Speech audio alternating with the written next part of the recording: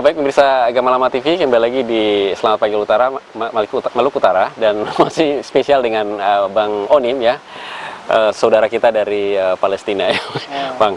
Nah ini mengobati rasa penasaran ya, saudara-saudara kita di Maluku Utara ini, bagaimana, apakah memang ada formula khusus ya, karena Abang dengan keluarga ini begitu-begitu familiar dengan keindonesiaannya, tidak melupakan darah dari Indonesia maupun dari Palestina, khususnya dengan anak-anak Abang ini. Bagaimana? Iya, alhamdulillah saya berada, walaupun tinggal di wilayah konflik di luar negeri, yaitu di Palestina.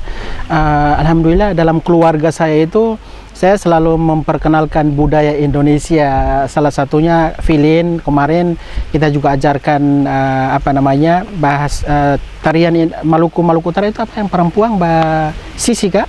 Sisi. Mbak Sisi, terus Nusantara juga kalau pas pulang ke Galela kita ajarkan cakalele. Jadi memang budaya Indonesia khususnya Maluku Utara tidak pernah kita lupakan dalam kehidupan sehari-hari. Bang Pical, alhamdulillah saya komunikasi dengan anak-anak saya bahasa Indonesia. Jadi mereka sangat menguasai bahasa Arab, bisa bahasa Inggris, dan juga bisa bahasa Indonesia. Nah, dari segi makanan pun memang saya itu kalau sudah rindu biasanya masak makanan Indonesia. Walaupun di sana orang Palestina kan makan makanan pokoknya roti. Nah, kalau kita orang Maluku makan roti terus kan maksudnya tara kenyang. Jadi kalau tara roti harus makan nasi atau makan pisang. Nah, biasanya begitu. Bikin nasi kuning. Kebetulan istri saya, madam, juga bisa masak nasi kuning, terus bisa masak dabu-dabu, bisa, alhamdulillah. Kalau bahan pokok untuk membuat menu itu ada di sana? Nah, perlu saya sampaikan bahwa negara Palestina ini kan negara terkaya. Negara terkaya di Jazirah Arab, negara yang sangat potensi dari segi perikanan, pertanian, tapi sayangnya mereka diblokade dan dijajah. Akhirnya kan mereka tidak bisa menopang kehidupan mereka, kehidupan yang selayaknya. Akhirnya seluruh bahan makanan, contohnya tomat, terus pisang, terus gandum, nah itu mereka tanam di sana. Tanam hanya untuk menghidupi kehidupan mereka sehari-hari, tidak untuk diekspor ke negara lain.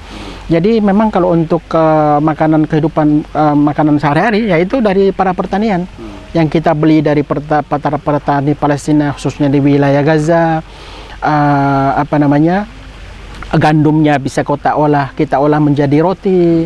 Nah, cabenya juga ada di sana. Jadi memang alhamdulillah bisa kasarnya masyarakat Palestina tidak kelaparan lah, walaupun dijajah. Dan ini salah satu keberkahan dari Allah SWT, karena sudah tercantum di surat Al-Isra, bismillahirrahmanirrahim, subhanalladzi asra bi abdihi lailan minal masjidil haram ilal masjidil aqsal ladzi baraknahu lahu. Diberkahi di sekelilingnya, diberkahi tanah Palestina. Jadi sampai dengan saat ini kan Bang Pical, kita tidak pernah mendengar yang namanya orang Palestina mati kelaparan. Tidak ada sama sekali. Karena ini adalah sudah keberkahan dari tanah Palestina. Dan keberkahan tidak hanya dirasakan oleh umat Islam di sana, karena ada orang Kristen juga yang ada di Palestina. Jadi mereka bercocok tanam ya di sana. Bercocok tanam di sana. Di sana kebetulan Bapak mertua punya pertanian zaitun, punya kurma. Jadi kalau contohnya lagi libur, kita biasanya ke kebun untuk bantu-bantu cocok tanam kurma, zaitun atau gandum, tomat, cabai. Nah, seperti itulah untuk menghilangkan rasa kejenuhan dengan adanya aktivitas yang sangat padat, yaitu kita biasanya ke kebun atau ke laut untuk menghilangkan stres lah, kejenuhan, kebosanan. Apalagi daerah konflik ya. Lagi daerah konflik, jadi memang kenapa harus menetap di sana? Nah, itu saya memahami bahwa sangat sadar bahwa saya berada di sana bukan soal politik atau partai, untuk kemanusiaan, untuk berjuang misi suci. Jadi alhamdulillah tidak ada rasa pingin pulang ke Indonesia, karena kan sebagai putra Indonesia tentunya kita memahami Indonesia punya hutang budi yang sangat besar. Ya minimal kehadiran saya di sana bisa menunjukkan kepada masyarakat Palestina bahwa ini loh putra Indonesia dari Maluku Utara. Masih ada bersama. Iya. Bang, ini kan anak-anak semakin besar ya. Apakah Abang melihat mungkin ya ada keunikan ya tersendiri, katakanlah kabarnya juga Vin juga cerdas di sekolahnya. Bagaimana dengan Nusantara dan juga Bahari? Iya, uniknya kalau saya menamakan anak-anak saya itu ada nama yang unik. Yang pertama Filin, usia 7 tahun, lahir di Palestina, bisa 2 bahasa, 3 bahasa justru. Di sekolah sendiri prestasinya sangat luar biasa. Saya bertemu dengan kepala sekolah, saya nanyakan bagaimana dengan putri saya. Putri Bang Onim satu-satunya murid yang baru pertama kali kami temukan, putri yang jeniusnya luar biasa. Alhamdulillah. Beliau orang asing, beliau Indonesia yang berada di sekolah tersebut bisa mengangkat image sekolah tersebut. Jadi sekolah tersebut sekolah Palestina, sekolah Arab, hanya 1 orang asing, yaitu orang Indonesia. Jadi matematikanya luar biasa, bahasa Inggris, bahasa Arab, biologi, fisika nilainya tinggi dan meraih nilai tertinggi seluruh wilayah jalur Gaza ya putri saya termasuk, yaitu nilainya 99%. Jadi beliau bercita-cita insya Allah menjadi dokter ibu dan anak, dokter kandungan. Jadi kedepannya kalau sudah menjadi dokter umum kuliah di sana insya Allah, semoga Allah Subhanahu Wa Taala mengabulkan, nanti ambil spesialisnya di Indonesia. Setelah ambil spesialis Indonesia, kembali lagi ke sana untuk membantu persalinan wanita yang ada di sana. Jadi yang pertama Filin itu kepanjangannya Filistin Indonesia. Harus supaya kedepannya beliau tidak memahami bahwa nama ini sebagai membawa 2 negara, itu Palestina dan Indonesia. Dan yang kedua namanya Nusantara. Iya, Nusantara ini baru masuk sekolah kelas 1. Nusantara ini mau masuk sekolah kelas 1. Iya, nanti sekolah di sana namanya Nusantara. Nusantara karena memang kecintaan kita terhadap Negara Kesatuan Republik Indonesia dari Sabang sampai Merauke, yaitu Nusantara. Pinter juga bahasa Indonesia? Bisa 2 bahasa, bahasa Indonesia sama bahasa Arab. Hobinya apa nih? Dia hobinya suka acak-acak ini mobil. Jadi kalau baru beli mobil yang mahal itu remote 1 jam ancor. Kan dia bongkar-bongkar kan. Rasa ingin tahu ingin tahu seperti kayaknya dia lebih ke teknik. Ke teknik. Mudah-mudahan nanti ke depannya bisa sekolah di bidang penerbangan. Kebetulan teman-teman di Jakarta sudah memberikan kesempatan kepada saya, anaknya silakan sekolah di kedokteran, kita gratiskan. Anaknya silakan sekolah di bidang penerbangan, kita gratiskan. Via Nusantara. Dan yang ketiga namanya Bahari Nusantara. Bahari ini Nusantara lahir di Palestina, Bahari lahir di Indonesia. Jadi yang pertama Filin Nusantara, karakternya timur, Indonesia Timur, negara Timur Tengah. Jadi keras. Kalau Bahari lahir di Jakarta, Indonesia. Jadi lebih ke kelembutannya Indonesia, cara berkomunikasinya walaupun belum bisa bahasa Indonesia sedikit-sedikit, tapi memang dari karakter Indonesia sekali.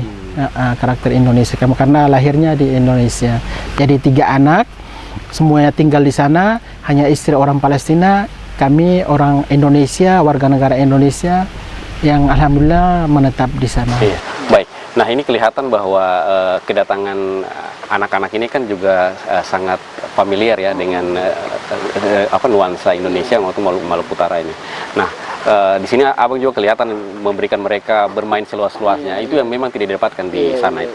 Benar demikian? Iya, jadi memang sangat memprihatinkan ya, anak-anak Palestina itu tidak seberuntung anak-anak Maluku Utara atau anak Indonesia, di mana anak Palestina itu seperti putra saya ini orang Indonesia, tapi mereka tinggal di sana dan ikut merasakan penderitaan anak Palestina.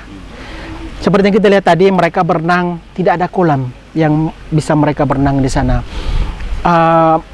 Jarang sekali untuk pergi bertamasi atau piknik. Jadi kebetulan kami hadir di sini, putri saya Filin lagi liburan.